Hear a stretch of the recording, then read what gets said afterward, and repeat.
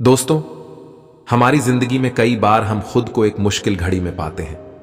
कई बार हमें बड़े फैसले लेने पड़ते हैं, लेकिन हमें यह नहीं पता होता कि वह सही है या गलत। क्या उस फैसले का परिणाम हमारे जीवन में खुशियां लाएगा या मुसीबत।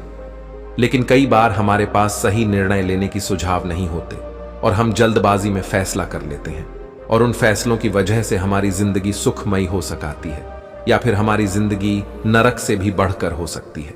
इसलिए सही फैसला लेने की क्षमता हमारे जीवन में सफलता हासिल करने के लिए आवश्यक है। चलिए आज की इस बोध कहानी के माध्यम से जानते हैं कि जीवन में सही फैसले कैसे लिए जाएं, और यह भी कि सही निर्णय लेने के तरीका कौन सा है। तो बिना किसी देरी के कहानी शुरू करते हैं। दोस्तों, कई साल पहले की बात है। एक छोटे से राज्य में एक बौद्ध भिक्षु निवास कर रहे थे, जिन्हें सभी जगहों पर उनके ज्ञान के बड़े चर्चित। वह बौद्ध भिक्षु बहुत ज्ञानी थे। उनके पास लोग बहुत दूर दूर से आते थे ताकि वे उनसे अपनी समस्याओं का समाधान प्राप्त कर सकें।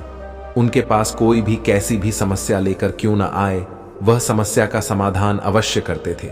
जब भी किसी की समस्या सुनते तो उस समस्या को बड़े ही ध्यान से सुनते समझते, उसमें लीन हो जाते और उसके बाद कुछ देर के लिए आंखें बंद करते और समस्या के बारे में अच्छे से सोच विचार करते और उसके बाद उसका समाधान देते। ऐसे में कोई भी व्यक्ति उनके बारे में केवल एक ही बात सोचता था, शायद इन साधु के पास कोई ऐसी चमत्कारिक शक्तियां हैं जिससे यह समाधान पूछते हैं और उसके बाद हमें वह समाधान बताते हैं। एक बार एक युवक ने उन महाराज से यह पूछ भी लिया।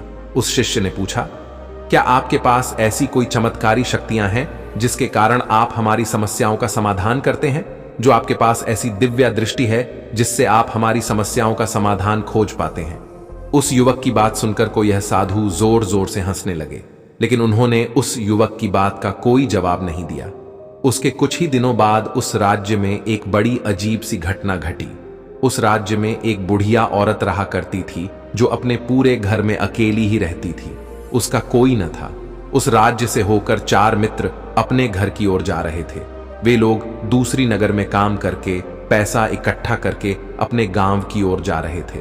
बात बहुत पुराने जमाने की है, जब यातायात के साधन न हुआ करते थे, इसलिए वे लोग पैदल ही यात्रा किया करते थे। इसी कारण वे चारों मित्र अपने अपने धन को इकट्ठा करके अपने गांव की ओर प्रस्थान कर रहे थे। उन चारों ने अपना अपना धन एक छोटी सी पोटली में रखा था और उसी पोटली में उन सब की सारी कमाई थी। तभी उन चारों मित्रों में से एक मित्र कहता है, मित्रों, इस तरह से यदि हम अपना धन अलग अलग रखेंगे तो इससे हमारा धर्म चोरी हो सकता है। क्यों ना हम अपना सारा धन एक ही पोटली में रख दें, जिससे हम सब इस पर ध्यान दे सकेंगे और हमारा धन सुरक्षित भी हो जाएगा। और जब हम अपने गांव पहुंच जाएंगे तो हम वहां पर अपना अपना हिस्सा इसमें से ले लेंगे। उन तीनों मित्रों ने उस युवक की बात मान ली और वे सभी मिलकर अपना धन एक ही पोटली में रख देते हैं और वे सभी मिलकर अपने गांव की ओर आगे बढ़ते हैं। चलते चलते काफी समय बीत चुका था और अब रात्रि होने वाली थी। तभी आगे चलकर रास्ते में उन्हें एक घर दिखाई दिया जहां पर एक बूढ़ी औरत रहा करती थी। रात्रि का समय भी हो चुका था और उन चारों मित्रों को रात रुकने के लिए कोई न कोई जगह की आवश्यकता भी थी। ऐसे में उन चारों ने मिलकर यह योजना बनाई कि वे लोग आज रात किसी घर में ठहरेंगे। इसलिए वे चारों लोग उस घर की ओर आगे बढ़ते हैं। उस घर का दरवाजा खटखटाते हैं। तभी सामने से बूढ़ी औरत दरवाजा खोलती है और उन चारों मित्रों में से एक मित्र हाथ जोड़कर उस बूढ़ी औरत से कहता है, माताजी, हम अपने गांव की ओर जा रहे थे, लेकिन यहां रास्ते में ही रात हो गई और अब हम इतनी रात में सफर नहीं कर सकते। इसलिए हमारी आपसे विनती है कि हम आपके यहां पर एक रात रुकना चाहते हैं। कल सुबह होते ही हम यहां से चले जाएंगे। उस बूढ़ी औरत ने काफी देर सोच विचार किया और उसके बाद वह बूढ़ी औरत कहती है, ठीक है, तुम सभी आज रात के लिए यहां पर रुक सकते हो, मुझे कोई दिक्कत नहीं। मैं खाना बनाने जा रही कहो तो तुम लोगों के लिए भी बना दूं। उन चारों ने सहमति जताते हुए कहा, हां बिल्कुल। उसके बाद उन चारों मित्रों ने वर्धन की पोटली उस बूढ़ी औरत को थमा दी और कहा, माताजी, इस पोटली में हमारे साल भर की कमाई है। हम चारों ने अब तक का अपना सारा कमाया हुआ धन इसी पोटली में रखा है और अब हम इसे आपको सौंपते हैं, क्योंकि हम चारों से ज्यादा आपके पास सुरक्षित होगा। हम बस इतना चाहते हैं कि यदि हम चारों में से कोई एक व्यक्ति से लेने आए तो आप इस पोटली को उसे मत देना जब तक कि हम चारों एक साथ इस पोटली को लेने ना आए। तभी वह बूढ़ी औरत कहती है, ठीक है बेटा, यदि तुम चारों एक साथ आओगे तभी मैं इस पोटली को आपको सौंपेंगे, और वैसे भी आप लोग तो सुबह यहां से चले जाने वाले हैं। मैं आपको सुबह ही यह पोटली थमा दूंगी। धन की पोटली उस बूढ़ी औरत को थमाकर चारों मित्र निश्चिंत हो जाते हैं कि अब उनका धन सुरक्षित है और वे लोग खाना खाकर सो जाते हैं। अगली सुबह जब चारों उठते हैं तो सभी लोग अपनी आगे की यात्रा के लिए तैयारियां शुरू कर देते हैं। उन चारों नौजवानों में से एक नौजवान थोड़ा सा बदमाश था। वह अपने उन तीनों मित्रों से कहता है, भाइयों, इस बूढ़ी औरत ने हमारी रात भर खातिरदारी की है, हमें अच्छा भोजन खिलाया, सोने के लिए अच्छी जगह है, रात भर यहां सर छुपाने के लिए एक अच्छा मकान दिया, और हमने अब तक उसके लिए कुछ नहीं किया। वह बूढ़ी औरत अकेले ही खेतों में काम कर रही है। क्या हम सभी यहां से जाने से पहले इस बूढ़ी औरत की मदद नहीं कर सकते? उस बदमाश नौजवान ने मन ही मन यह योजना बना ली थी कि वह किसी तरह से भी उस बुढ़िया से पोटली हासिल करके ही रहेगा। बाकी के तीनों मित्र हैं उसकी बातों में आ जाते हैं और वे सभी मिलकर उस बुढ़िया की मदद करने अर्थात खेतों में काम करने के लिए चल पड़ते हैं। वे सभी मिलकर खेतों का काम कर ही रहे थे कि तभी वह बदमाश नौजवान अपने बाकी तीनों मित्रों से कहता है, मित्र, मुझे जोड़ों की प्यास लग गई है, मैं उस बूढ़ी औरत से पानी मांगकर लाता हूं। बाकी मित्र भी अब काफी थक चुके थे, उन्हें भी जोर की प्यास लगी थी, इसलिए तीनों मित्र उसे वहां से जाने की अनुमति दे देते हैं। जैसे ही वह बदमाश उस बूढ़ी औरत के पास पहुंचता है, वह उस बूढ़ी औरत से कहता है, माता जी, अब हम यहां से जा रहे हैं, कृपया करके हमारे धन की पोटली हमें वापस देते हैं। इस पर वह बूढ़ी औरत कहती है, नहीं नहीं, जब तक तुम चारों एक साथ ना हो तब तक मैं वहां पोटली किसी को नहीं देनी। तुमने तो कहा था कि जब तक हम चारों एक साथ ना हो तब तक यह पोटली किसी को नहीं देनी है। कभी वह बदमाश उन तीनों की तरफ इशारा करते हुए कहता है, लाओ। उन तीनों ने सोचा कि हमारा मित्र हमारे लिए पानी लाना चाहता है, इसलिए हमसे आज्ञा मान रहा है। तभी उन तीनों मित्रों ने इशारे में उस युवक से कहा, हां ठीक है, ले आओ। यदि कुछ बुढ़िया को यह लगने लगा कि अब ये चारों यहां से जा रहे हैं और यह अपनी पोटली मांग रहे हैं, इसलिए उस बुढ़िया ने वह पोटली लाकर उस बदमाश के हाथों में रख दी और वह बदमाश उस पोटली को लेकर वहां से चला गया और बाकी के तीनों मित्र अपने खेत के काफी व्यस्त हो जाते हैं। कुछ देर के बाद जब तीनों खेत का काम वापस लौटते हैं और बुढ़िया से कहते हैं, जी, हमारा मित्र जो यहां पानी पीने आया था कहां गया? इस पर वह बुढ़िया कहती है, क्या वहां पानी पीने आया था? पर तो कह रहा था कि हम चारों जा रहे हैं, कृपया करके हमारे धन की पोटली हमें थमा दे।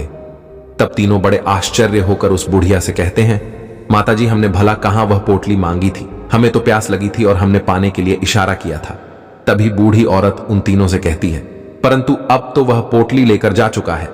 तभी वह तीनों मित्र सर पकड़कर रोने लगते हैं और कहते हैं, माताजी, उसमें हमारा सारा कमाया हुआ धन था जो वह अकेले लेकर भाग चुका है। हमने तो आपको कहा था कि जब तक हम चारों एक साथ न आए तब तक आपको पोटली किसी को नहीं देंगे, फिर आपने ऐसा क्यों किया? इसमें आप एक ही गलती है, हमने आपको उस पोटली की हिफाजत के लिए रखा था और आपने उसे एक ऐसे आदमी के हाथों में दे दिया जिसने हमारा सारा धन हमसे लूट लिया। अब बर्दाश्त नहीं करेंगे, हम राजा के पास जाएंगे और राजा से आपकी शिकायत करेंगे, न्याय की मांग करेंगे। अब तो इस बात का राजा ही फैसला करेंगे। तीनों नौजवान क्रोधित होकर राज दरबार में पहुंच जाते हैं और अपनी सारी समस्या उन राजा को बता देते हैं। जब राजा उन तीनों नौजवानों की बात ध्यान पूर्वक सुनता है तो वह तुरंत ही उस बुढ़िया को राज दरबार में पेश होने का आदेश देता है। राजा के आदेश पर राजा के सैनिक तुरंत ही उस बूढ़ी औरत को राज दरबार में पेश करते हैं और राजा भारी दरबार उस बूढ़ी औरत को दोषी करार कर देता है और कहता है, तुम्हें वह पोटली उस अकेले व्यक्ति को नहीं देनी चाहिए थी। जब उन्होंने तुमसे कहा था कि जब तक वह चारों एक साथ उस पोटली को लेने ना आए तब तक तुम्हें वह धन किसी को नहीं देना चाहिए था। इसमें तुम्हारी गलती है और अब तुम्हें इसका हर्जाना भरना होगा, तुम्हें इनका धन लौटाना होगा। राजा का यह आदेश सुनकर बूढ़ी औरत फूट फूट कर रोने लगती है और राजा से मदद की गुहार लगाती है और कहती है, हे राजन, मैं तो एक बूढ़ी औरत हूं और मेरे पास इतना धन नहीं है, और न ही मेरे घर में कोई ऐसा है जो धन कमाता है। मेरे पास इतना धन नहीं कि मैं इनका धन लौटा सके। मैं तो अकेली बेसहारा हो, कृपा करके मुझ पर रहम करे। लेकिन राजा उस बूढ़ी औरत की एक नहीं सुनता। वह बूढ़ी औरत रोते हुए अपने घर की ओर जा रही थी कि आखिर में इतना धन कहां से लाऊं, कि कैसे मैं उन लोगों का यह धन उन्हें लौट आएंगे। मेरे पास इतना धन नहीं है, मैं क्या करूं, कैसे करूं, कहां से लाऊं इतना धन? क्योंकि मैंने उनका धन नहीं लौट आया तो मुझे राजा मार डालेगा। वैसे भी मेरी ही गलती है। जब उन चारों ने मिलकर मुझसे कहा था कि जब तक हम चारों एक साथ न आए तब तक वह पोटली किसी को नहीं थमानी है, फिर भी मैंने वह कोटली केवल उसी व्यक्ति को थमा दी। इसमें गलती तो मेरी ही है। रोते रोते ये सारी बातें सोचते हुए अपने घर की ओर जा रही थी। तभी रास्ते में उस बूढ़ी औरत को वहीं संत मिले, जो उस नगर में किसी भी समस्या का समाधान बड़ी ही सरलता और सहजता से करते थे। उन्होंने उस बूढ़ी औरत से कहा, क्या बात है बेटी, क्यों रो रही हो? इस पर वह बूढ़ी औरत उस संत को सब कुछ सच सच बता देती है और कहती है, हे महाराज, इसमें गलती तो मेरी ही है। उन चारों ने तो पहले ही कहा था कि जब तक वे चारों एक साथ न आए तब तक वह पोटली मुझे किसी को नहीं देनी। लेकिन मेरी हिम्मत मारी गई थी, जो मैंने वह पोटली केवल एक व्यक्ति को थमा दी और वहां उनका सारा धन लेकर वहां से भाग गया। लेकिन अब मुझे यह समझ नहीं आ रहा कि मैं वह सारा धन कहां से लाऊं, कैसे जुटाएं। मेरे पास इतना धन नहीं है और राजा ने तो आदेश भी दे दिया है कि मुझे उनका धन लौटना ही पड़ेगा। लेकिन मैं यह समझ नहीं पा रही कि इतना सारा धन मैं कहां से लाऊंगे। कभी बसंत उस बूढ़ी औरत से कहते हैं, शांत हो जाओ, मैं कोई न कोई रास्ता जरूर निकाल लूंगा। इतना कहकर वसंत वहीं पर बैठ जाते हैं, ध्यान करने लगते हैं। कुछ देर के लिए आंखें बंद कर सोचते हैं, विचार करते हैं। मौन रहकर वह समस्या का समाधान निकालते हैं और उसके बाद उस बूढ़ी औरत से कहते हैं, बेटी, राजा ने फैसला किया है वह बिल्कुल गलत है। आपने जो किया इसमें आपकी कोई गलती नहीं है। राजा का फैसला गलत है। उन संत के इतना कहने पर बूढ़ी औरत चुप हो गई और यह सोचने लगी कि आखिर राजा का फैसला कैसे गलत हो सकता है। राजा तो सभी के लिए न्याय ही करते हैं और वह कभी किसी का बुरा नहीं करते। फिर आखिर आज राजा का फैसला कैसे गलत हो गया? उन संत और उस बुढ़िया की बात आसपास खड़े लोग सभी लोग सुन रहे थे और वे लोग भी बड़े अचरज में थे, क्योंकि राजा का फैसला कैसे गलत हो सकता है। राजा ने तो बिल्कुल सही फैसला लिया है। इस बूढ़ी औरत ने ही गलती की है। उन चारों का ध्यान केवल एक ही को थमा दिया है। ऐसे में इस बुढ़िया को उनका धन तो लौटना ही चाहिए। राजा ने गलत फैसला कहा किया है। तभी बसंत उस बूढ़ी औरत से कहते हैं, जाओ और राज दरबार में कह दो कि हे राजन, आपका फैसला गलत है। और सही क्या, गलत क्या है, इसका फैसला मैं करूंगा। पहले तो बूढ़ी औरत इतनी हिम्मत नहीं जुटा पा रही थी कि वह राज दरबार में जाकर भरे राज दरबार राजा को यह कह सके कि राजन, आपका फैसला गलत है। लेकिन जैसे तैसे उसने हिम्मत जुटाई और वह वापस राज दरबार लौटी। उसने डरते हुए भरे राज दरबार राजा से बड़ी थरथराती आवाज में कहा है, आपने जो फैसला किया है वह फैसला गलत है। इतना कहकर उसने राजा को सारी बात सच सच बता दी। उस बूढ़ी औरत की बात सुनकर राजा बहुत क्रोधित हुआ। कौन है वसंत जिसने मेरे फैसले को गलत बताया है? क्या उन्हें नहीं लगता कि मैंने सही निर्णय लिया है? मैं हर रोज कई निर्णय लेता हूं, कई फैसले करता हूं, लेकिन आज तक कभी किसी ने मुझसे यह नहीं कहा कि मेरा फैसला गलत है। यदि उन संत ने मुझे सही फैसला सुनाया, फांसी की सजा दे दूंगा। यह बात पूरे नगर में फैल गई। सभी लोग यह जानने के लिए हैरान थे कि आखिर वह साधु ऐसा कौन सा फैसला सुनाने वाले हैं जो राजा से भी उचित होगा, जिसमें सबके लिए न्याय होगा। राजा ने अपने सैनिकों को तुरंत ही आदेश दिया कि जाओ और संत को राज दरबार में लाओ। राजा की आज्ञा के अनुसार वे सैनिक तुरंत ही उन संत को लेने के लिए निकल पड़े। लोग कुछ ही देर बाद उन संतों को लेकर राज दरबार पहुंचे। राज दरबार में सभी लोग उपस्थित थे और सभी लोग उन संत के फैसले का इंतजार कर रहे थे। उन सबको देखकर राजा कहता है, महाराज, आपको ऐसा क्यों लगता है कि हमने जो फैसला किया है वह गलत है? इस बुढ़िया ने यह वादा किया था कि वह चारों लोगों को एक साथ ही वह पोटली थमाई गई। आखिर उसने अपना वादा क्यों तोड़ा? यह गलत है क्योंकि इसमें केवल एक ही को पोटली थमा दिया और वहां उनका सारा धन लेकर यहां से भाग गया। तो क्या इसमें इसकी गलती नहीं है? जैसे इनका धन नहीं लौटाना चाहिए। इस पर वह साधु बड़ी विनम्रता से राजा से कहते हैं, हे राजन, ये आपका फैसला था, लेकिन मैं आपसे कुछ कहना चाहता हूं। इस पर राजा कहता है, ठीक है, कहीं आप क्या कहना चाहते हैं। इस पर वह साधु बड़ी विनम्रता से राजा से कहता है, राजन, जैसा कि वादा किया गया था कि पोटली एक साथ उन चारों को ही दी जाएगी, तो अभी तो यह केवल 3 है, चौथा कहां है? तो इनसे कहिए कि ये लोग यहां से वापस जाएं और अपने उस चौथे मित्र को यहां लेकर आए हैं, तभी इनका धन वापस किया जाएगा। और वादा भी ऐसा ही किया गया था कि जब तक चारों लोग एक साथ न हो तब तक उनका धन उन्हें नहीं लौटाया जाएगा। और यदि यह बूढ़ी औरत इन तीनों को धन लौटा देती है तो यह बूढ़ी औरत अपना वादा तोड़ देगी और यह सही नहीं है। इसलिए यदि आप चाहते हैं कि इनका धन लौटाया जाए तो पहले इनसे कहिए कि ये लोग जाएं और अपने उस चौथे मित्र को यहां पर वापस ले आए। उस राज दरबार में हर कोई इस बात को सुनकर बहुत खुश हुआ। सभी ने उन संत की बहुत तारीफ की। राजा भी उन संत के इस फैसले से पूरी तरह से सहमत था। राजा तुरंत ही उन संत के सामने सिर झुका लेता है और हाथ जोड़कर उनसे कहता है, हे महाराज, आपका यह फैसला इतना सही कैसे हो सकता है? आखिरी बात मेरे दिमाग में आई, क्यों नहीं मैंने इस बात को इस तरह से सोचा, क्यों नहीं? तभी वह साधु उस राजा से कहते हैं, हे राजन, आपके पास और भी काम होते हैं, आप दिन भर व्यस्त रहते हैं और आपको जल्दीबाजी में फैसले लेने पड़ते हैं। आपने इस मामले को सुना समझा, लेकिन इसे देखने में आप गलती कर गए। इसे आपने केवल ऊपरी तौर पर देखा, आपने इसकी गहराई तक जाने का प्रयास तक नहीं किया। यदि आपने इस मामले की गहराई को देखा होता, समझा होता, तो आप भी इसी नतीजे पर आते। जब तक हम किसी मामले की गहराई तक नहीं जाते तब तक हम उसका सही समाधान नहीं निकाल सकते हैं। लेकिन हम में से अधिकांश लोग तो अपने फैसले केवल जल्दीबाजी में लेना चाहते हैं, भले ही वह मामला कितना भी गंभीर क्यों ना हो।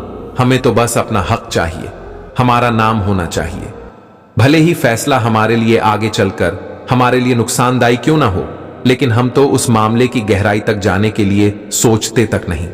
तभी वह राजा उन संत से कहता है, हे महाराज, क्या आपके पास कोई दिव्य शक्तियां हैं? क्या आपके पास ऐसी कोई चमत्कारिक शक्ति है जिसे आप सवाल करते हैं और बदले में वह आपको जवाब देती है, जिस कारण आप सटीक और सही समाधान बता पाते हैं?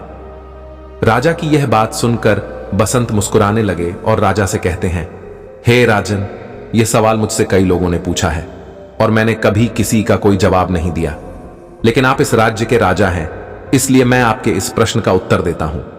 आपने से कई लोगों को यहां ऐसा लगता है कि मेरे पास कोई ऐसी शक्तियां हैं जिसे मैं बात कर सकता हूं, जिससे मैं कोई भी समस्या का समाधान पा सकता है।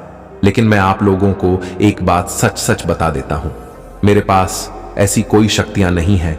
मैं तो केवल हर मामले की गहराई तक सोचता हूं, उस बात पर विचार करता हूं, और जब मैं विचार करता हूं तो मेरे सामने कई सारे समाधान आते हैं, और जो समाधान मेरे सामने आते हैं मैं उन पर भी विचार करता हूं, उनके बारे में भी गहराई तक जाता हूं, और जब मुझे लगता है कि इस समस्या का समाधान यही होना चाहिए, तभी मैं समाधान उस व्यक्ति को देता हूं ताकि वह अपनी समस्या का समाधान कर सके। अब आप ही सोचिए, आप जल्दीबाजी में यह फैसला लेकर इस बुढ़िया का जीवन पूरी तरह से बर्बाद कर देते। हमारा पूरा जीवन केवल एक फैसले पर निर्भर करता है। यदि वह फैसला सही हुआ तो हमारा जीवन अच्छा बन जाएगा, और यदि वह फैसला गलत निकला तो हमारा जीवन नर्क से भी बदतर हो सकता है। इसलिए यदि आप सही और सटीक फैसला लेना चाहते हैं तो आपको मौन रहना सीखना पड़ेगा। मौन रहकर उस पर विचार करना सीखना होगा, क्योंकि हमारे फैसले ही हमारा भविष्य तय करते हैं, हमारी जिंदगी का अगला पड़ाव तय करते हैं। फिर चाहे वह फैसले छोटे या बड़े, वे ही हमारी जिंदगी को निर्धारित करते हैं। इसलिए सबसे पहले हमें सही फैसले लेने के लिए मौन रहना सीखना आवश्यक है, उन पर विचार करना आवश्यक है। और जब आप ऐसा करते हैं तो आपके सामने एक ही समस्या के कई सारे समाधान निकल कर आते हैं, और जब आप उन पर गौर करेंगे तो आपको यह समझ में आएगा कि उन फैसलों का समाधान कैसा होना चाहिए, कि समाधान से आपको क्या फायदा होगा और क्या नुकसान होगा, या उस समाधान पर सोच और विचार कर ही आप उसे समझ सकते हैं। और तभी आप यह निर्णय भी ले सकते हैं कि क्या यह समाधान उचित रहेगा या नहीं, और यह सब संभव हो सकता है यदि हम कम बोलना शुरू करें। कम बोलने का अर्थ यह नहीं कि आप पूरी तरह से मौन हो जाएं, इसका अर्थ यह है कि आप भीतर से शांत हो जाएं, और जब आप भीतर से शांत होने लगते हैं तो आपका मन स्पष्ट होने लगता है, साफ होने लगता है, और आप किसी भी चीज पर सोच विचार कर सकते हैं। और जब आप भीतर से शांत होने लगते हैं तो आपको ऊपर से भी कम बोलते हैं, और जब आप धीरे धीरे कम बोलने के आदी हो जाते हैं तो आप साफ और स्पष्ट तौर पर सोच और समझ पाते हैं। आपके विचारों में शुद्धता आ जाती है, जिससे आपको यह साफ और स्पष्ट देखने को मिल जाता है कि कौन सा फैसला सही होगा और कौन सा फैसला गलत होगा। आपको उस परिस्थिति में क्या करना चाहिए और क्या नहीं करना चाहिए। लेकिन हम में से अधिकांश लोग अपने आप को सही साबित करने के लिए, अपने आप को ऊंचा साबित करने के लिए अत्यधिक बोलते हैं, और इतना बोलते हैं कि हर कोई उनकी बातों को गंभीरता से नहीं लेता। उन्हें ऐसा लगता है कि मानो ज्यादा बोलना ही हमारे लिए हमारा शस्त्र है। वह यह भूल जाते हैं कि वह अत्यधिक बोलकर मूर्ख बन रहे हैं। लोग हमारा मजाक बनाते हैं, हमें मूर्ख समझते हैं, हमसे दूर रहने लगते हैं, क्योंकि उन्हें हमारी बकबक अच्छी नहीं लगती।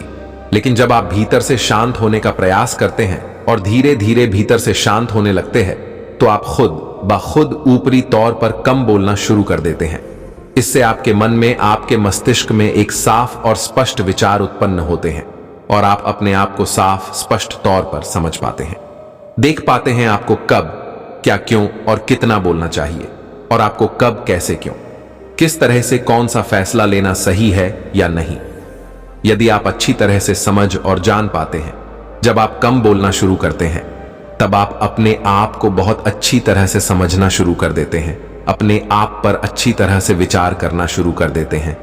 तब आपको यह बात भी बहुत अच्छी तरह से समझ में आने लगती है कि जो हम बेकार की बकबक करते हैं उस पर हमारे शरीर की बेवजह ही कितनी सारी ऊर्जा यूं ही व्यर्थ हो जाती है, नष्ट हो जाती है, जिसे हम चाहें तो किसी जरूरी काम में लगा सकते हैं, फैसले लेने में लगा सकते हैं, जिससे हम तनाव मुक्त रह सकते हैं और हमें अच्छी नींद भी आ सकती है।